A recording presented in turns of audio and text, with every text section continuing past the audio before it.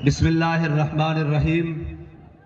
ये मेरा पैगाम पूरी पाकिस्तानी कौम के नाम है कि हमारे 4 लोग मुज़ाकरात के लिए गए हैं, उन्हें भी वहां रोक लिया गया है।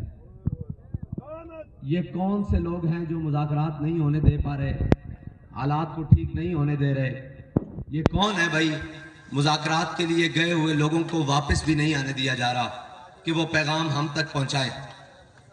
तो मेरा ये पैगाम है उन तमाम के नाम, उन तमाम सियासी और समाजी और मजहबी शख्सियात के नाम कि क्यों बातचीत नहीं की जा रही, क्यों पाकिस्तान के अंदर फलस्तीन के हक में निकलने वालों का खून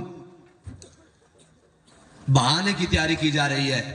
ऐसी कौन सी बात हो गई है? हमसे कहा गया था कि आप रुके, मुज़ाकरात करते हैं।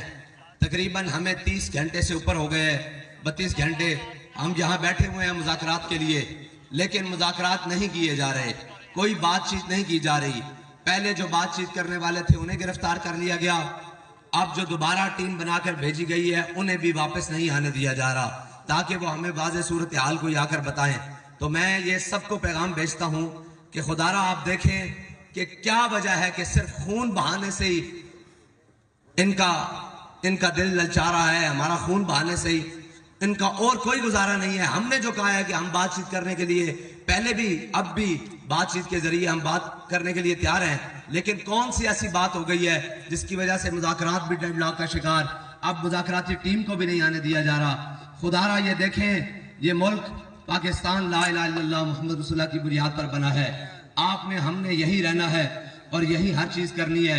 इस मुल्क के जनाब वासियों का, इन आशिकान रसूल का, इन पाकिस्तानियों का खून ना बहाया जाए। अगर आपको इनका खून बहाने की कोई बड़ी कीमत मिल रही है तो खुदारा कहीं और से और कीमत ले लीजिएगा। इन उशाकान मुस्तफ़ा और वफादारान मुस्तफ़ा का खून मत बहाएं। जज़ाकल्लाह। लब्बैक का नारा लगाओ जी।